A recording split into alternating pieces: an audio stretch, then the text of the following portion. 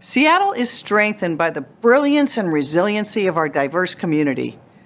The diversity is also what drives and enriches Seattle Center's Festal.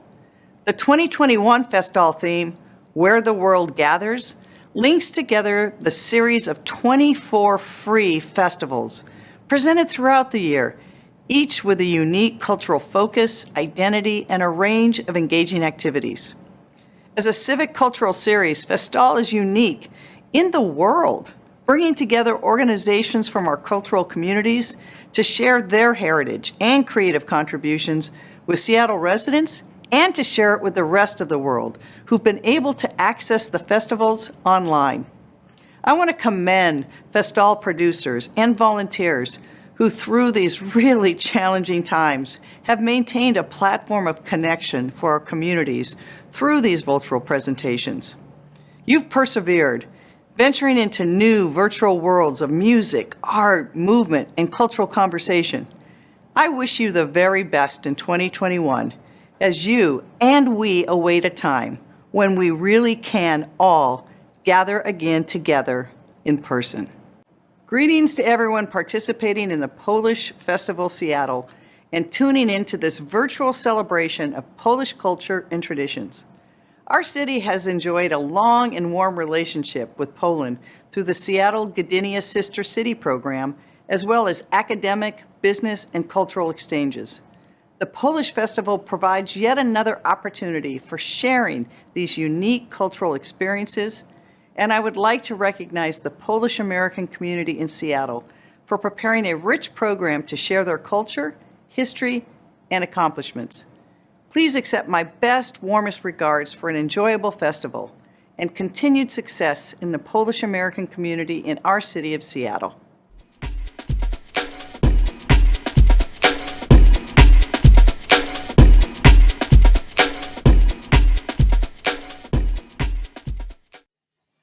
Hello, I'm Robert Nellums, Director of Seattle Center. I'm happy to be offering you words of welcome to the Seattle Polish Festival, an event that is part of Seattle Center Festal. Festal is a series of 24 ethnic cultural festivals produced by community organizations in partnership with Seattle Center. Festal offers opportunities for people to come together to celebrate their culture, share their traditions, and for people from different communities to learn from one another. I am pleased to be speaking today with Alicia Lativ, producer of the Polish Festival Seattle. Thank you, Alicia, and an extended thanks to the leaders of the Seattle Polish Foundation and the Polish Home Association for presenting the Polish Festival as part of Festal now for 10 years. We believe this work through Festal has great value to the city of Seattle and the broader region. Seattle Center deeply appreciates this partnership with the Polish community, and we want to say, welcome, Alicia. Thank you, Robert. It's really nice to be here with you. Well, I was hoping we start out with hearing more about the Seattle Polish Foundation, which produces the Polish Festival, and the Polish Home Association, which seems to provide a lot of support to this process. Would you share a little bit about how the groups work together, what the role of the Polish Home Association is for your community, and how does producing the festival help realize the mission of the foundation? Sure. So the Polish Home Association has been around Seattle for a long time. It was established in 1918, and it's established as a place for people to gather together and come together as a community, those of Polish nationality and descent. And the mission of the Polish Home Association is to promote and uphold Polish culture, history, and education among the people of Polish descent, as well as members of the general public in Seattle. And the association owns the Polish Cultural Center, or Dom Polski, and it's in the Central District. And so that's the place where we all gather just throughout the year and it's used for celebration, for our little mini festivals, for meals and meetings.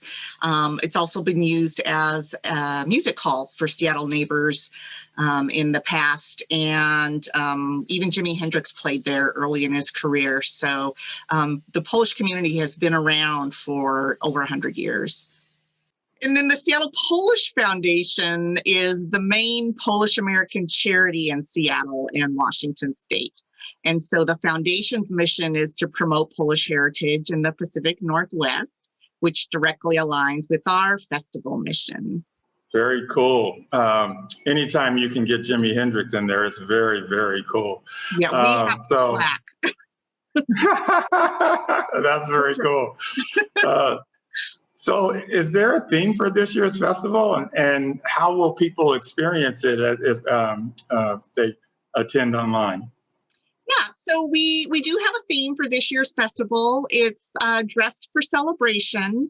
And so for our virtual festival, we will be basically taking a little tour of the many different national costumes of Poland. There are quite a few based on the different regions of Poland.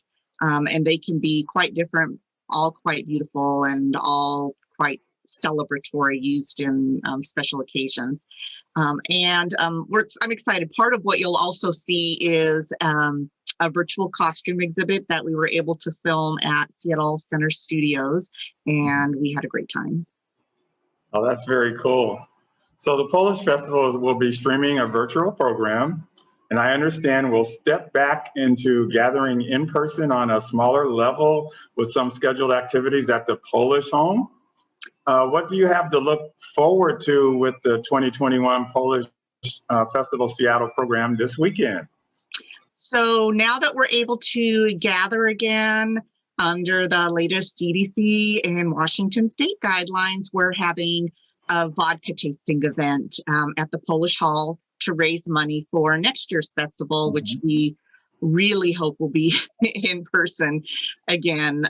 Vodka tasting is a fun activity that we've had at Seattle Center for our usual festival. And so we're bringing that back this weekend. And there will also be workshops and other activities at the Polish Hall at the same time that people can stop by and enjoy and see what's going on. Well, that's very cool. Well, Seattle Center Festal is made possible through the efforts of many community volunteers and, of course, the leaders who facilitate and organize year-round. As a leader for your community who gives so much of her own time, energy, and skill, what inspires you most about producing the Polish Festival Seattle? Wow. So I'm a child of immigrants, and I grew up in the Polish community of Seattle. So it's really a part of my identity, being from Seattle and being of Polish heritage. And I'm passionate about giving back to my Seattle community and my Polish community. And for me, I feel very privileged being able to provide leadership for an event that provides all of us all this opportunity to learn about each other and have fun. And through this cultural awareness, we build understanding and friendship and grow together as communities. And of course, I can't end this without mentioning all of the sponsors and volunteers and Seattle Center, of course, without whose support we couldn't make this happen. We're a organization that is run 100% by volunteers, and I am continually amazed by the commitment of our Polish community. And I also want to mention being part of Seattle Center Festal is really special. There's just nothing else like it in the region and the country that I know of, and we're very privileged. Well, thank you so much, because I will say that you being a member of Festal makes us very, very, very happy. So thank you, Elisa, for talking with me today. I wish you, your board, and leadership at the Seattle Polish Foundation and all the volunteers who helped make the festival possible all the very best this weekend. And as Alicia said, the festival is about learning about each other and having a little bit of fun. And so hopefully you will learn a little bit more about the Polish culture, have a little fun doing it, and enjoy the weekend with Alicia, the Seattle Polish Foundation, and all the volunteers who help make it possible. So thank you, Alicia. It was just great to talk to you today. It's so nice to talk to you, Robert. Thank you. And with Thank that, I hope that you enjoy the festival, enjoy all of Festal, and have a wonderful, wonderful weekend and a wonderful rest of the year. Thank Take you. care. All right. Take care. You too. Peace.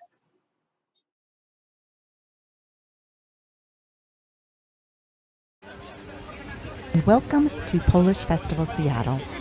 There are so many things to miss about being together at the Seattle Center. Set in the shadow of the Space Needle, it's a feast for the senses, with hands-on workshops, music and singing in the air, the smell and taste of delicious Polish food, and the beautiful and colorful Polish national costumes and festive dances.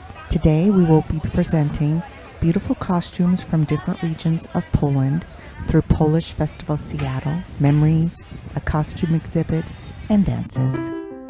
Join us for the next hour as Polish Festival Seattle presents Dressed for Celebration.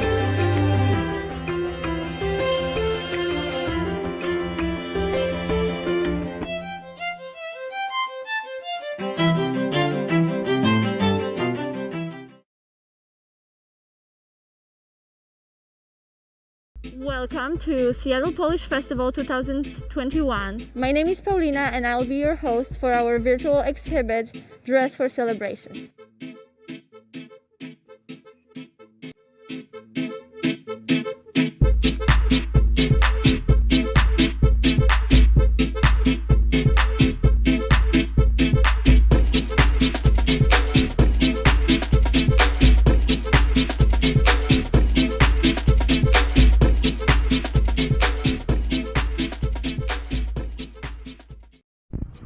Now, before we get too far, let's review a little bit of geography. Poland is situated in the heart of Europe. To the north is the Baltic Sea, and Poland's neighbors are Germany, Slovakia, the Czech Republic, Lithuania, Belarus, Ukraine, and Russian Kaliningrad. Like Washington State, Poland has a diverse landscape. In the north and west parts of the country, the climate is mainly maritime, with mild, humid winters and summers, while the eastern and southern part of Poland has a continental climate with colder, snowy winters and hotter, drier summers, a lot like western and eastern Washington. Poland has a variety of striking landscapes as well, from the sandy beaches of the Baltic Sea coast and the rolling central lowlands to the snowy peaks of the Carpathian and Sudeten Mountains in the south. There are forests and more than 1,300 lakes throughout the country. The traditional costumes of Poland are influenced by the landscapes and climate, occupations and social status, and Poland's neighbors, among other things. And they are still worn today at weddings, religious holidays, for folk dancing, festivals, and for other special occasions. So let's get started.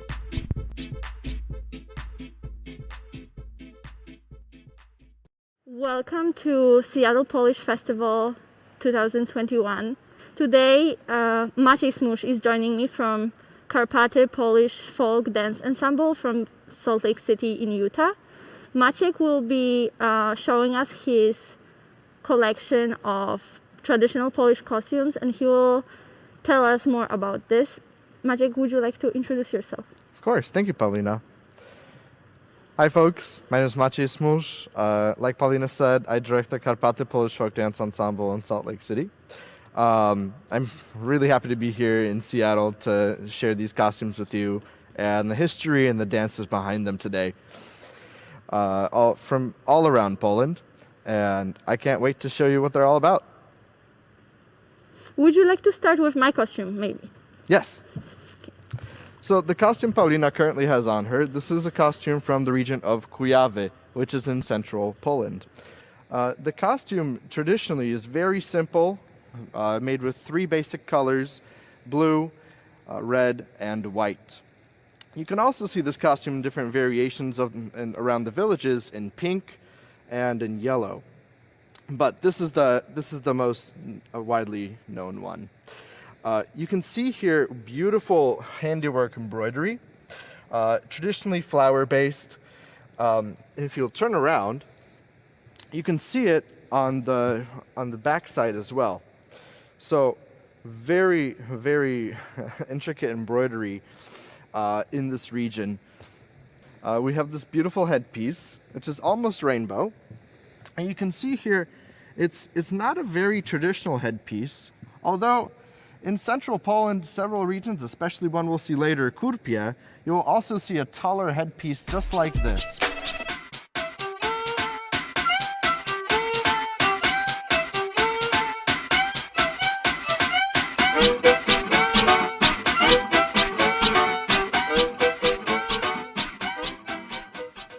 The costume that you currently see on the stage is from the region of Poznań.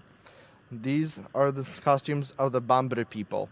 They migrated from Western Germany, Eastern France. The city decided that they needed inhabitants. However, they just weren't having enough population growth. And so they invited these settlers. So although the costume is very simple, it shows a lot of Western elements that they brought alongside of them. In fact, like this gigantic flower crown, this is the crowning piece of the costume. It's really something that they were proud of and something that they kept close to their hearts.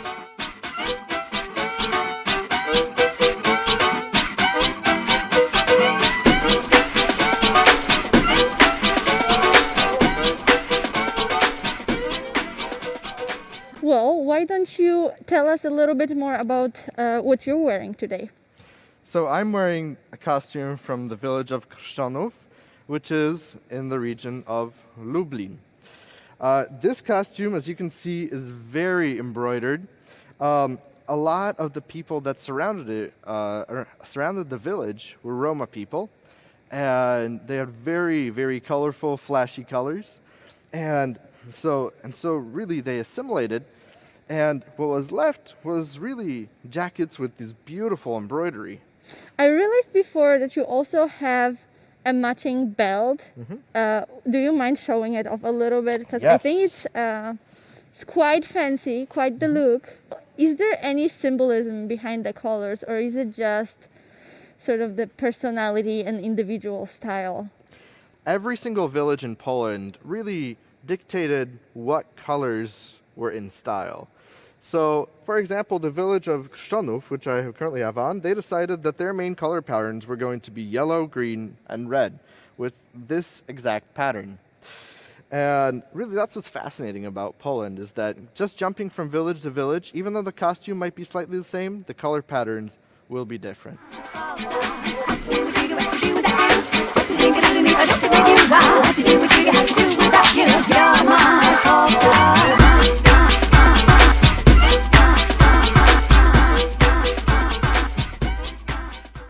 Several years ago, the Seattle Polish Home began its own costume collection, starting in 2007 with its magnificent gift of museum-quality coat costumes from Ms. Sylwia Skratek of Seattle. The costumes are over 100 years old and belonged originally to Ms. Skratek's grandmother. The costumes are beautifully preserved with vibrant colors. They are also very interesting as they seem to be quite unique in style, especially the vest and floral motifs. One hypothesis is that they represent the style from Lublin, as Sylwia's grandmother was born in the village Karczmiska in the Lublin province. Moving on to our next region. As Maciek mentioned before, coming from village to village, we will see different variations of the costumes. Maciek, would you like to tell us about this costume on the stage? Yes. And its region? Yes. So both of these costumes are from the region of Kaszuby, which is in northwestern Poland. This costume, because Kaszuby was so close to the sea, you can see striking similarities to a Norwegian bunad.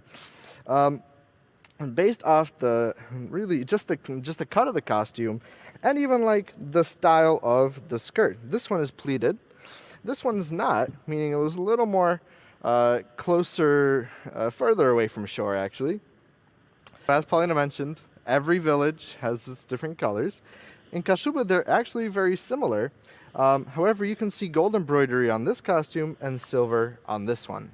So, what can you tell us about the headpieces? I see they are very interesting. Yes, so what you'll see, the one that you're holding here is essentially a bonnet, known as a chepyet, and traditionally only married women wore these. The one that you're wearing is a headband, and which traditionally only unmarried women wore. Either that or flowers. For the meanings, they create the crowns and they are dancing around the fire with the wreaths, with the floral wreaths, and they are dancing to evoke health, fertility, and strength.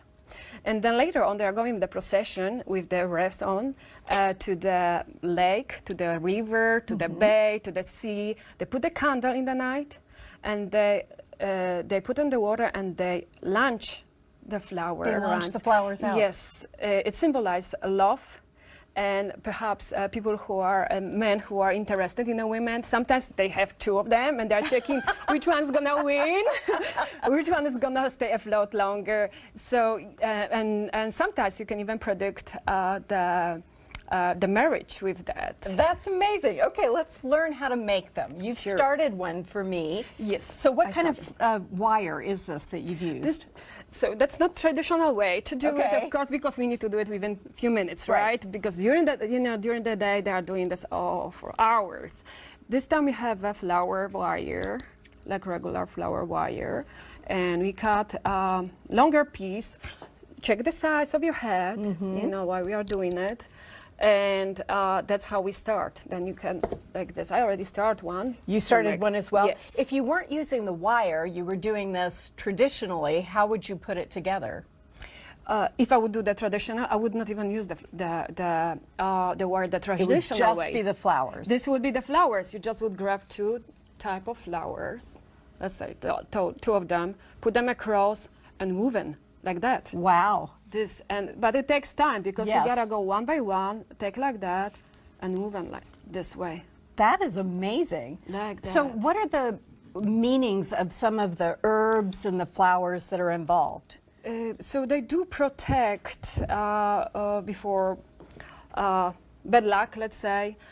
They also protect the women, and they also symbolize, the love they have, the love they can give. And actually, the funny thing is that sometimes the men who are attractive to the women, they are jumping to the water to grab the flower, because the summer solstice, because it all happens during this day, only once a year.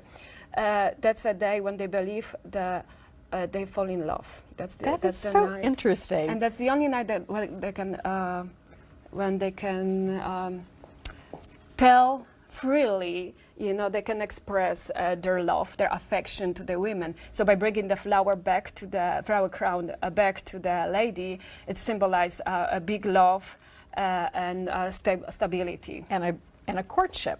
All right, how am I Yes. doing? I'm sort of weaving around Okay, the wire. so- What's the correct way to do this? I've sort of taken This off was the- without your yeah. help. Okay, so you just grab few of the flowers you like, and you scatter them on your hand. Of course, you also have grasses. You use lavender, the beautiful herbs. That's what I'm smelling. It smells so you do good. few little bunches Okay. like that. You look here, few little bunches. Just whatever you want. Yes, you just pick what you want, but just make sure you have some grasses because it's really important to have and the herbs in your hand. This smells so unbelievably good. It really does. And then you have small here, and then you just Oh, they're pick it. little pieces of You wire. have little Okay. pieces. So you make small buckets here. Few of them cut. You can cut or can keep it for later. I've prepared here some. Cut the stems off. Yes. And then do I use the wire to And then- attach it? Yes, that's how you do. You do few Okay. of those. You scatter them on your hand, and then when you're ready, you just add it here. Look at that. And That's then how you with get this- all the volume yes. to it. And then Okay. with the- I've got some wire and there I can you do go. that. That's how. Awesome. And how about the embroidery in those dresses? I see there are some similarities between them. Yes. So what you'll see on these costumes is a very traditional Kashubi embroidery. And Kashubians love to embroider everything they see. So you can see shirts embroidered, the vests, the aprons, really everything. And the richer the embroidery, the richer the person. What you'll see here is very traditional flowers in Kashubi style, very popular in Poland right now. And all of these flowers and colors meant different things. Kashubian embroidery is the hallmark of Kashubia. Traditional motifs are references to flowers, tulips, pansies, lilies, roses, and forget-me-nots. And every color has a symbolic meaning connected with the legend of the creation of Kashubia. Cornflower blue symbolizes the beautiful Kashubian lakes. Blue is the color of the sky. Dark blue is like the depth of the sea. Yellow reflects the color of wheat ripening in fields and the sun. Green stands for forests full of game. Red symbolizes the blood that connects every Kashubian and has been spilt for protection of the land. Brown and black are like soil ready to be planted. So typically for Polish traditional costumes, you see a lot of red beads. In this one specifically, we have the yellow stones. Would you like to tell us about them? Yes, these yellow stones are very characteristic Polish amber, which came from the sea. Okay, well, thank you.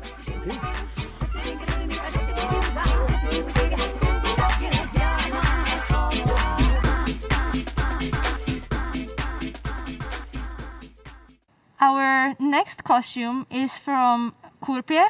Maciek, would you like to tell us more about it? Of course. This dress is from the region of Kurpie, which is generally subdivided into two regions, Biała Puszcza and Zielona Puszcza, which translates generally into white wilderness and green wilderness.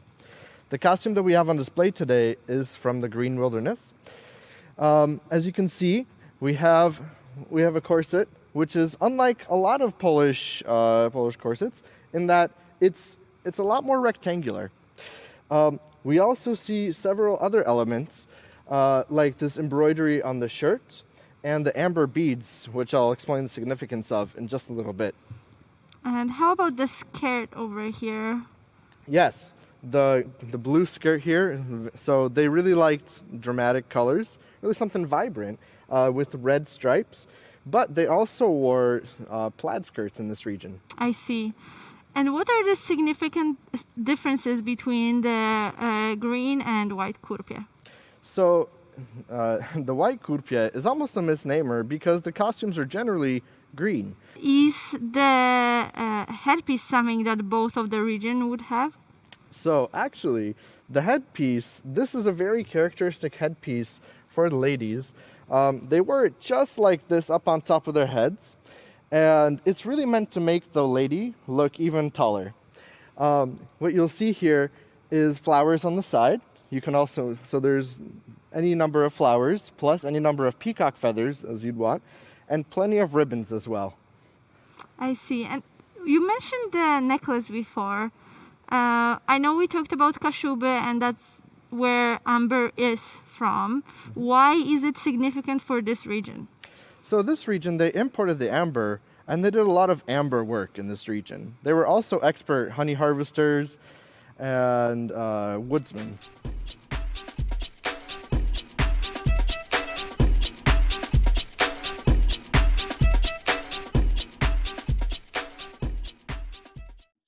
Hi, Seattle.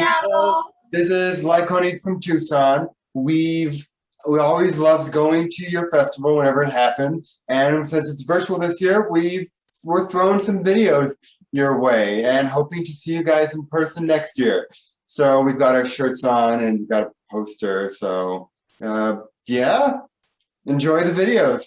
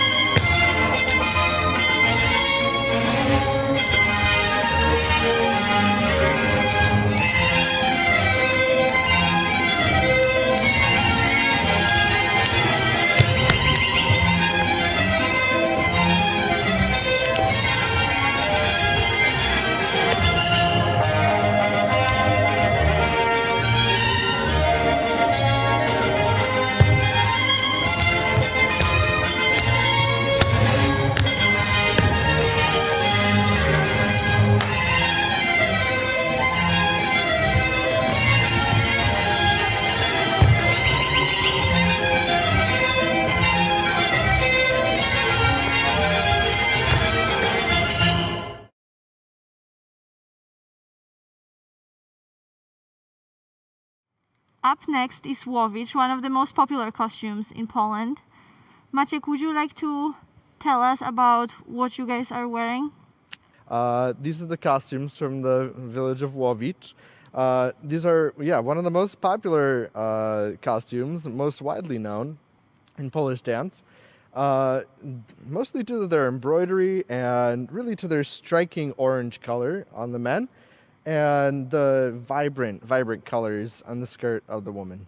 The colors that you see there, the stripes, they're known as pasiaki. These stripes vary village to village, and in Łowicz it was really central to these colors. If you'll give us a spin, those stripes are essential to Łowicz. However, if you go to the villages surrounding it, you'll see that the color schemes vary slightly. And how about the roses? I see they are just all over the costume. Yes, the roses were a development in 1850, about the 1850s. And the roses, the villagers found they really loved them, and they decided to incorporate them in the costumes, just really everywhere, on the vest, on the shirt, on the apron, and on the dress. You mentioned that they incorporated the roses in 19th century. Mm-hmm. What was it before? Did they still use embroidery, or? Yes, they used a lot of embroidery. However, the embroidery was it was plain. This is what you see up here is known as Ruski haft, meaning almost a Russian haft, although it is a uniquely Polish design.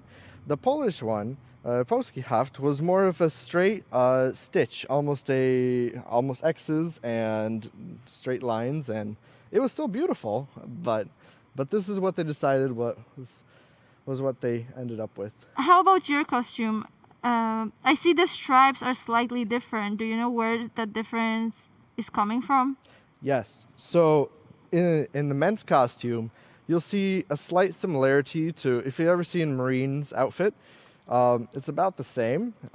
This was all from the Papal Guard, basically in Rome. So when the Papal Guard came through, they also had striped pants, similar to this. But then the villagers said, okay, we really like orange, but we still want to keep the stripes, and we really like the vests as well. So they incorporated elements of the Papal Guard costume and made it their own. That is incredible. I did not know that. How about the hat? Because this hat is also very interesting. I see some flowers going on, a lot of sparkles. Yes. So this hat, there's a couple different versions of the Łowicz hat. This hat in particular it likens to the costume of the woman. So you can see the roses on here as well as the flowers, just to entice the woman. Hey, I have a soft side. Come dance with me. So that's the history behind this hat. Okay. Thank you, Maciej, for the information. Thank you, Alicia, for joining us.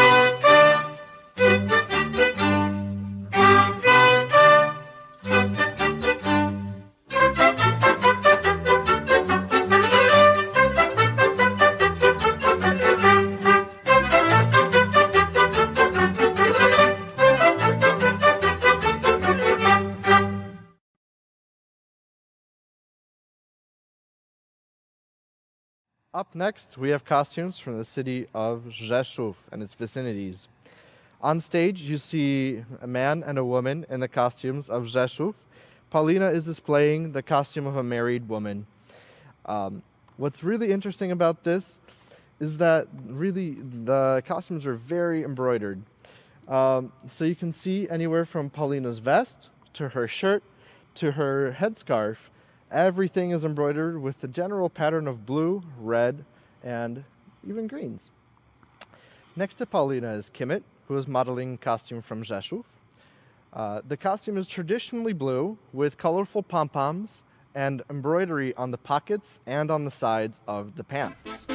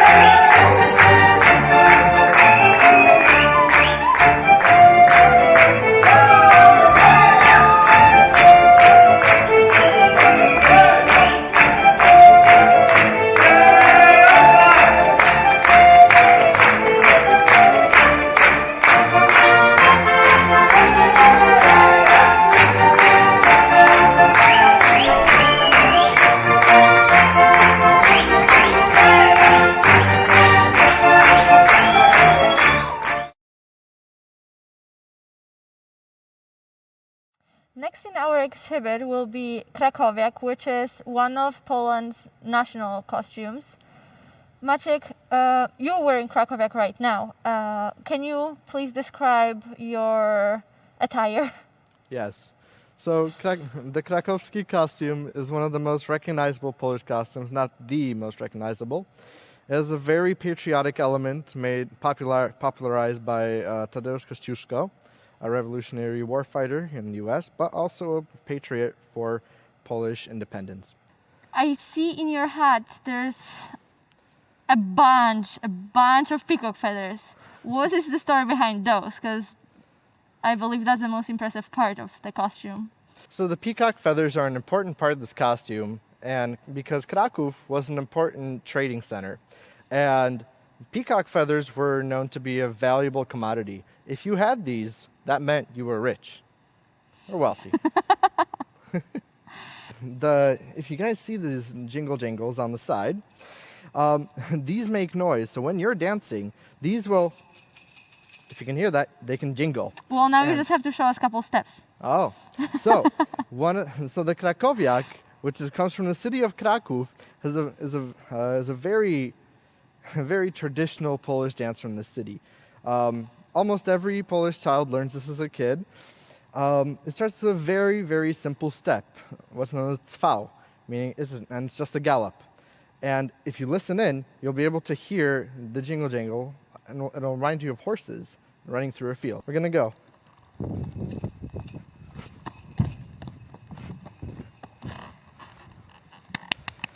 Well, that was great. I also heard that the jingle jangles on your belt symbolize the wealth just as well as peacock feathers. So these also are meant to sound like coins. And if you have coins in your pocket, for example, while you're dancing, it might just sound like this as well. So it symbolizes wealth.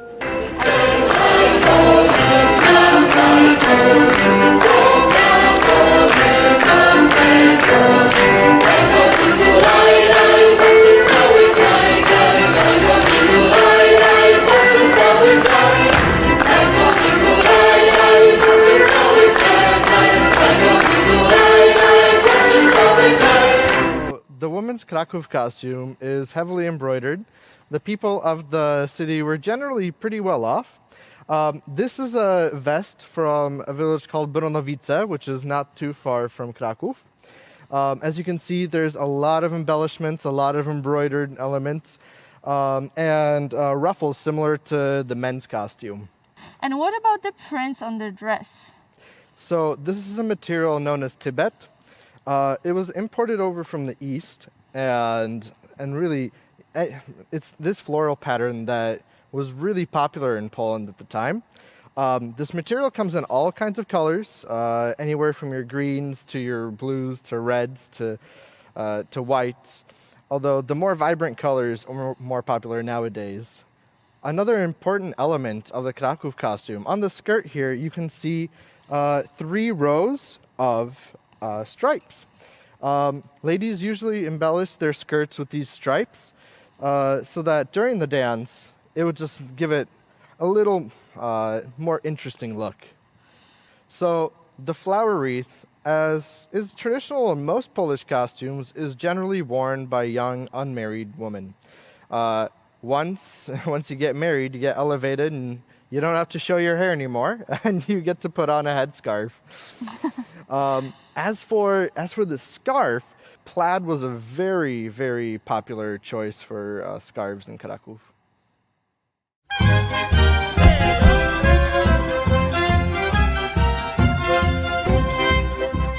Hej, od Krakowa jadę, dalekiej obce strony, bo mi nie chcieli dać dziewczyny ulubionej, bo mi nie chcieli dać osady na dziewczyny ulubionej. Tej sierokim gościńcem pojedzie busa wozem i jak mi cię nie dadzą, no to popłynę se morzem. Jak mi cię nie dadzą osady, no to popłynę se morzem. Hej, popłynę se morzem, o utopię się Wiśle, żebyś ty wiedziała, Posadyna, jak ja o tobie myślę, żebyś ty wiedziała, jak ja o tobie myślę, jak ja o tobie myślę i myśleć nie przestanę, przy tobie, dziewczyno, Posadyna, na zawsze pozostanę, przy tobie, dziewczyno, na zawsze pozostanę.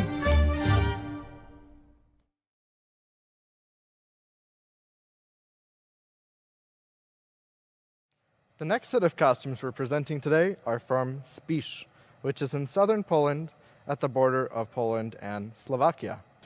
In the region of Spiš, we have two different variations of costumes. The one that Paulina is currently wearing is generally worn around the city of Jurgów.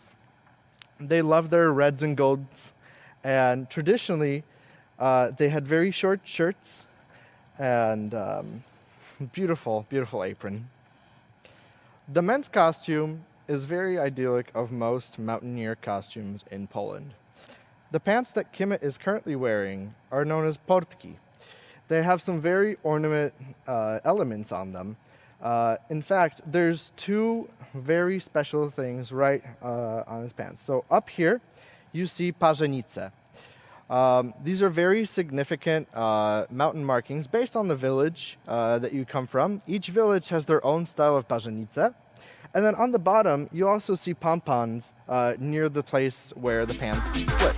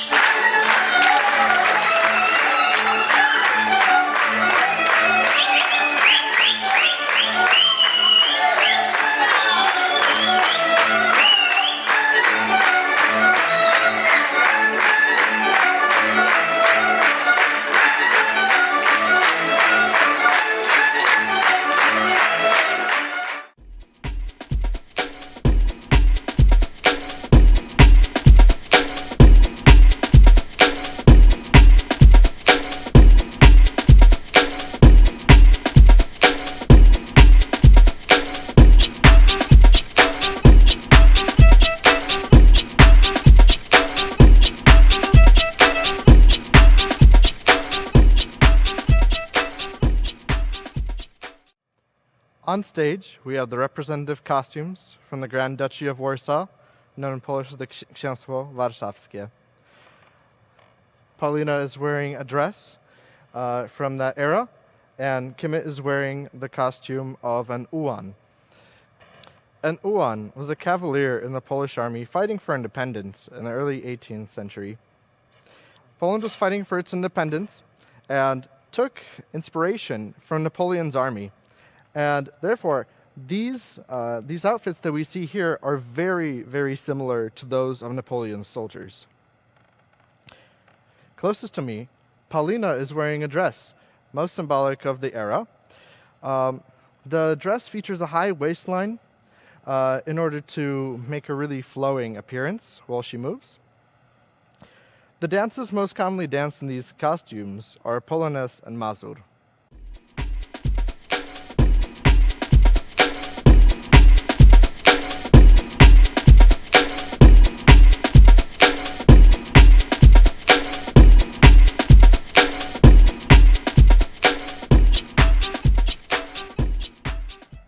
Another costumes we will learn about today is Polish nobility.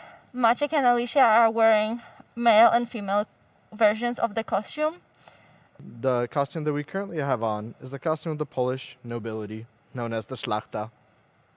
You can see very rich embroidery and silk on the men, as well as on the women. Another thing you'll notice on our costumes is specially cut sleeves. On both of our costumes, traditionally, to make it easier for dance. Our costumes are, if you can't tell, they're very warm. These are generally worn during the winter. So normally, what fabric would be used for the costumes? Very expensive fabric, first of all, from the East. One of the things that you'll see, because these are winter costumes, is Alicia has a trim on her costume that is generally made of either mink or rabbit or fox. You mentioned those are winter costumes. Is it typically used for special occasions, or is it something you would wear on a daily? These are generally reserved for special occasions. These costumes are meant for the ball, and really, if you can't tell at home, we are very warm in these costumes.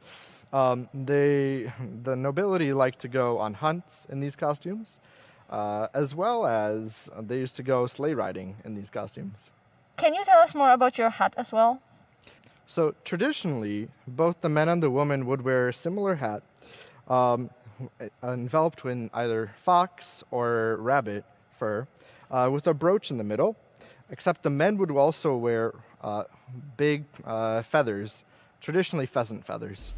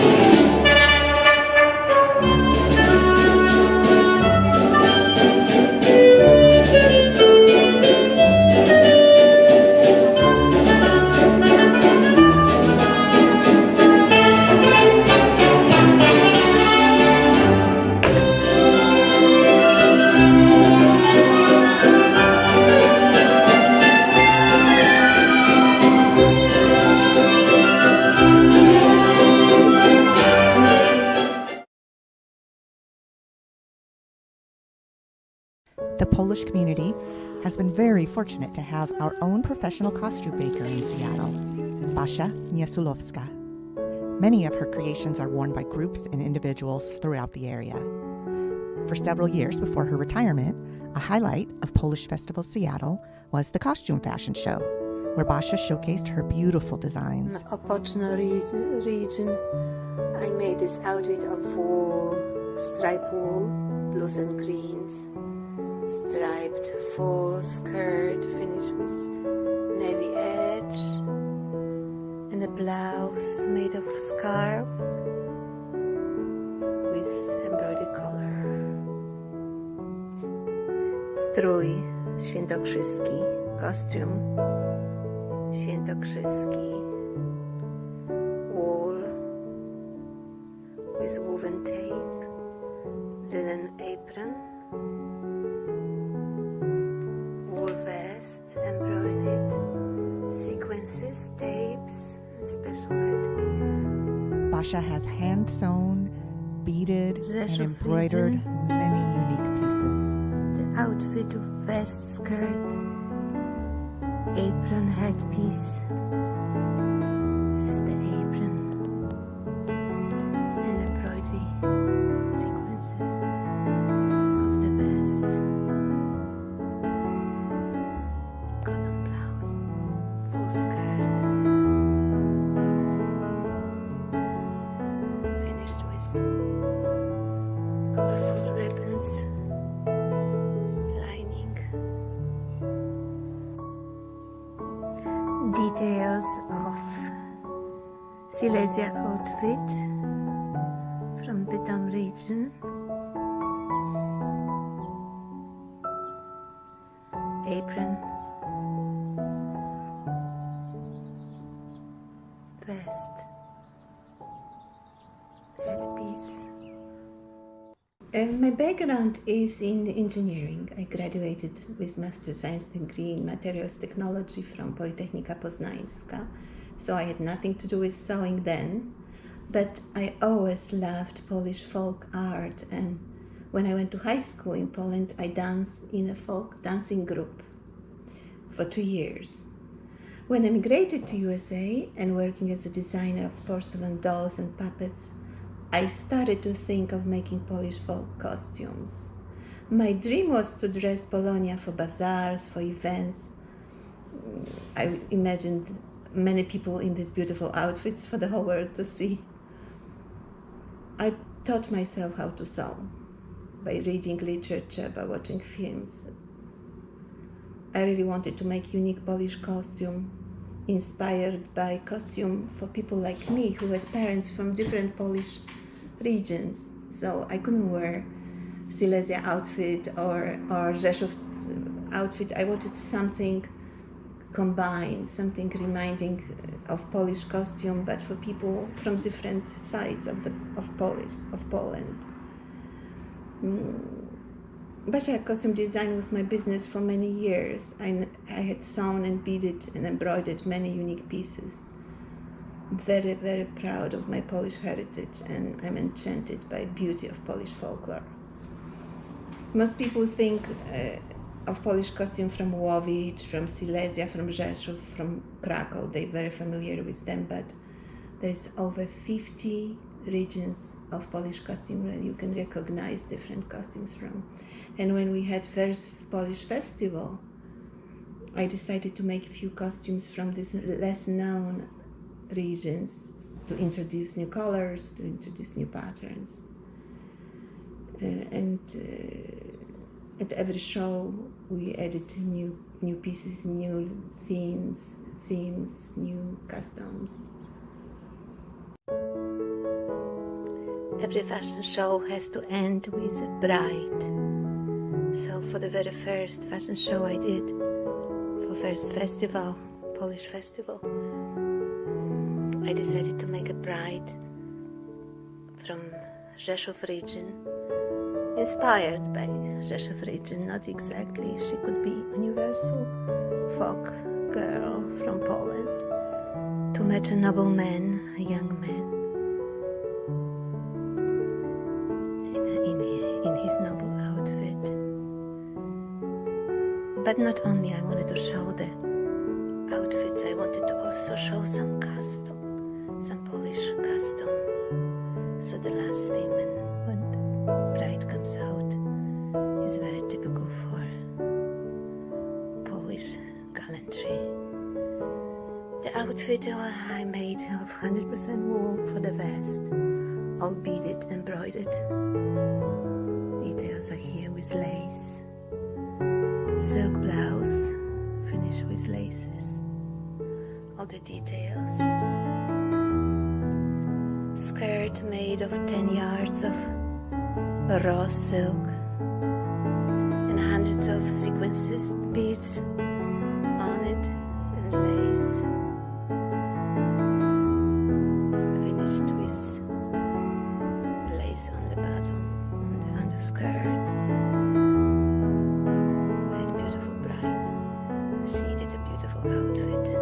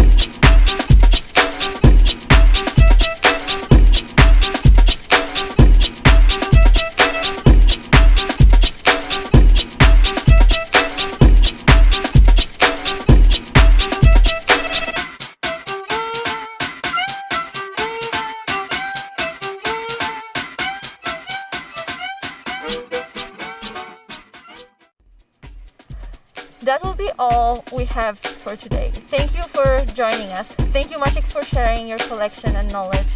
Thank you, Seattle Center, for hosting the festival. And thank you for everyone who's been involved in making it come together this year. Dziękujemy, że byliście tu dzisiaj z nami. Dziękujemy! I should have listened.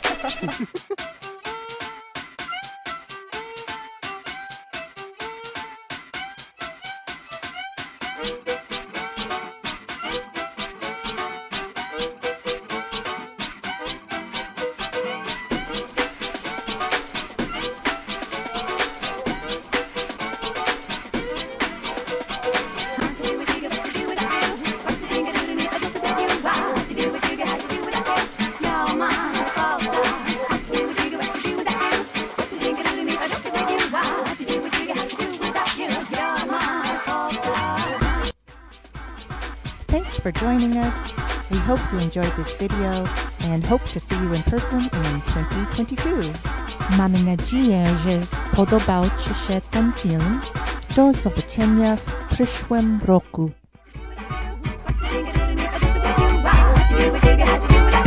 Your mama called